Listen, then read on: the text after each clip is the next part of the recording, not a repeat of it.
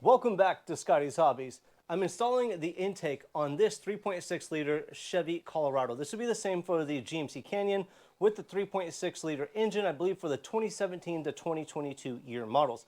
I'm going to show you some tips, tricks, torque specifications, and the torque sequence that I'm using to tighten the manifold down. So stay tuned. Like, subscribe, share, check out the video library for a ton of automotive helpful DIY videos and emissions deregulations videos. But check this out. So the intake manifold is off of the truck right now. As you can see, some people say you have to do this to get to the coolant temp sensor. And if you are doing the coolant temp sensor on this, don't forget on my website, scottishobbies.com/products, I sell this special tool to get this sensor off. This is the coolant temp sensor by just taking off the thermostat housing, and you can get to it without taking anything else off. Saves you a ton of time. But back to the subject at hand. Now, when I removed this intake, you didn't need to, or I didn't need to, remove the throttle body, and you honestly don't need to remove the map sensor. There's the map sensor right there. But, oh yeah, before we go too far, before the buts. Now with these bolts are 13 millimeter bolts to take these off. When you tighten these down, we are going to torque these down. I'll get to that in just a moment. When you remove this, you always want to replace the gaskets. So if you're going to replace the throttle body or remove the throttle body, you want to replace the throttle body gasket, the map sensor O-ring, and the gaskets on the bottom side of the intake manifold. This Felpro gasket kit right here, or gasket set, this is the Felpro MS97649.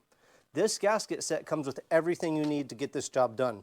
The intake manifold gaskets, the throttle body gasket if you're going to need it, and the map sensor O-ring.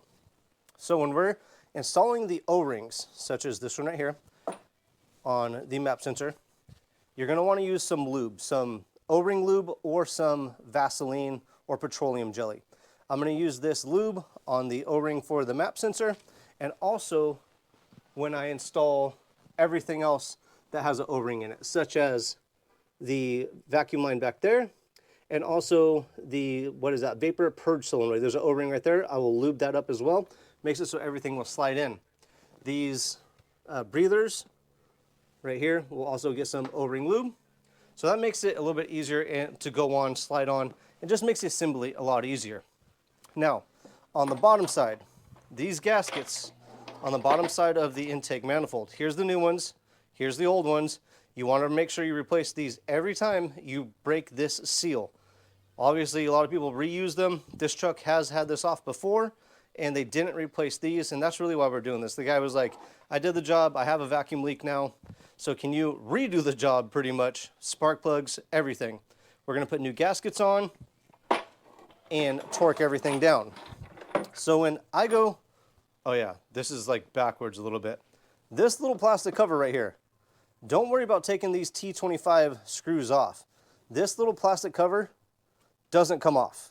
Well, it comes off now since it's out of the truck, but while it's in the truck, you will not be able to get this off. So don't worry about taking this one, and this one off. It's just a waste of time. And again, you don't really need to take off the map sensor. So this is a T25, but if you do, make sure you use a new O-ring.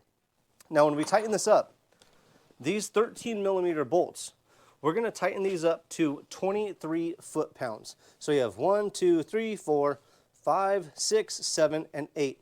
This one's a pain in the butt to get to. Really hard. It's the hardest one to get to. But there is obviously ways to get to it. Drop the extension and the socket in there, then put your socket wrench on it.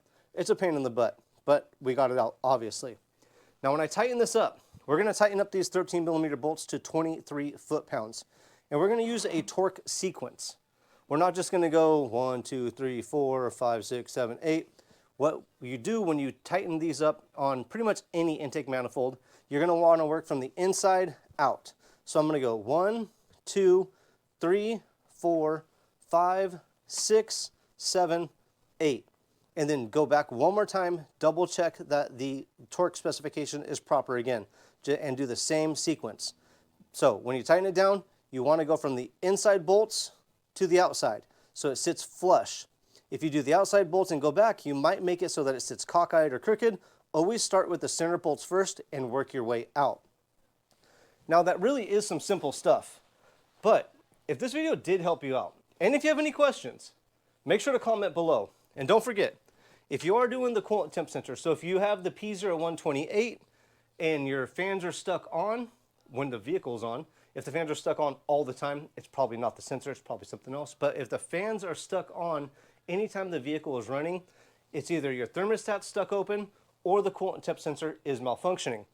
In a P0128 case, I always replace the thermostat and the sensor. To get to the sensor again, I make this special tool. It's on my website, scottishobbies.com/products. It's 120 bucks. It'll save you a ton of time to get the job done, to get the coolant temp sensor replaced. Now, I appreciate you guys watching. If this video helped you out, comment below with the year, make, and model of the vehicle that it did help you on. Like, subscribe, and share, and I will see you guys on the next, hopefully helpful video. Welcome back to Scotty's Hobbies. I'm installing the valve cover. No, I'm not.